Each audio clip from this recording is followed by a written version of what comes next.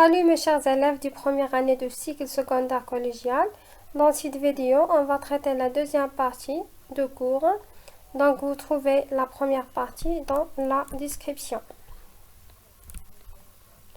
Donc la deuxième partie, mesure de l'intensité du courant électrique.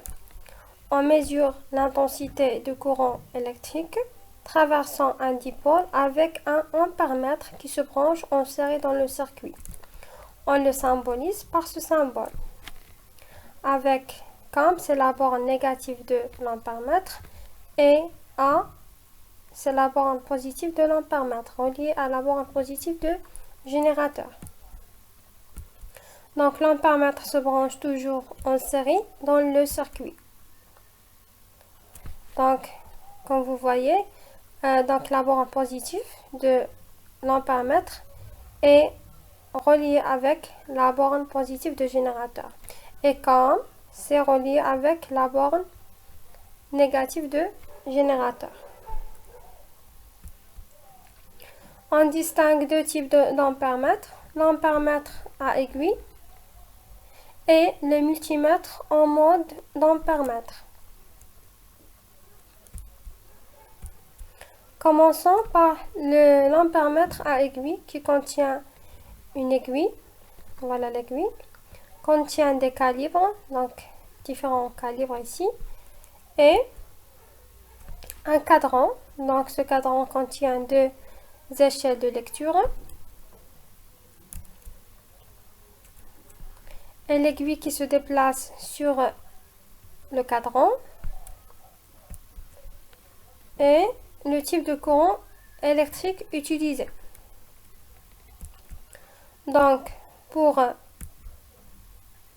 trouver l'intensité de courant mesurée, il faut effectuer un calcul. Donc, l'aiguille qui se déplace sur le cadran, la lecture de l'intensité s'effectue après un calcul et on utilise cette formule pour calculer l'intensité de courant. Avec C, le calibre de réglage de l'ampèremètre, petit n, la position de l'aiguille sur l'échelle de lecture, grand N, le nombre total de graduations de l'échelle de lecture. Donc voilà un exemple. Donc le calibre utilisé est 1 mA. Donc l'aiguille, donc la position de l'aiguille sur l'échelle de 100 gradations est 24. Donc petit n est égal à 24. Et grand N est égal à 100 gradations. Donc, I est égal à 1 fois 24, donc 1 de calibre, 24 la position de l'aiguille sur l'échelle de 100 gradations. D'accord? Si on utilise l'échelle de 30 gradations, donc l'aiguille se déplace, donc la position de l'aiguille ici c'est 5, 6, 7, donc petit n est égal à 7. Sur l'échelle de 30. Donc, I est égal à 1, donc le calibre, multiplié par 7, petit n, la position de l'aiguille, et 30, c'est le nombre total de gradations sur l'échelle de 30.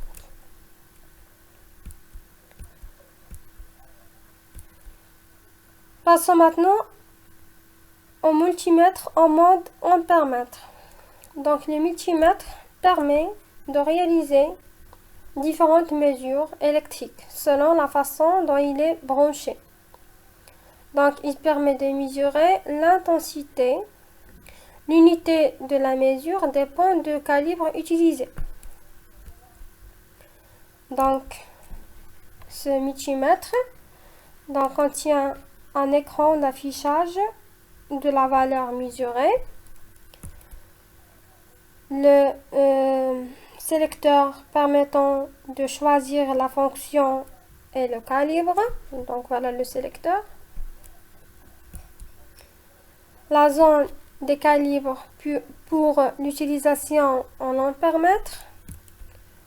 La borne CAM du multimètre à relier au pôle moins. La borne d'entrée de l'ampèremètre 10 ampères pour le choix de calibre le plus grand. Donc c'est la borne d'entrée de courant et c'est la borne de sortie de courant. Donc 10 ampères c'est la borne d'entrée pour les grands calibres. Aussi il y a la borne d'entrée de courant pour le choix de calibre donnant l'intensité mesurée en milliampères. Parfois le multimètre affiche 1, donc signifie que le calibre est dépassé, donc il faut prendre un calibre plus grand.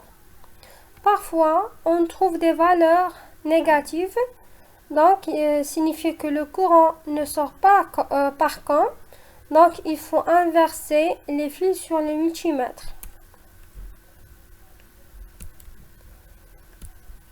Donc, je vous laisse un exercice d'application. Réalisez un circuit en boucle simple comportant une pile, un interrupteur et une lampe. Quel est le symbole normalisé d'un ampère-mètre? Schématisez le circuit électrique avec l'ampère-mètre. Quelle est l'unité d'intensité? Que vaut l'intensité du courant lorsque l'interrupteur est ouvert? Que vaut l'intensité de courant lorsque l'interrupteur est fermé? Ajoutez une deuxième lampe en série, puis schématisez le circuit complet de la mesure et comparez à nouveau l'intensité dans la lampe précédente. Que pouvez-vous conclure? Et merci pour votre attention.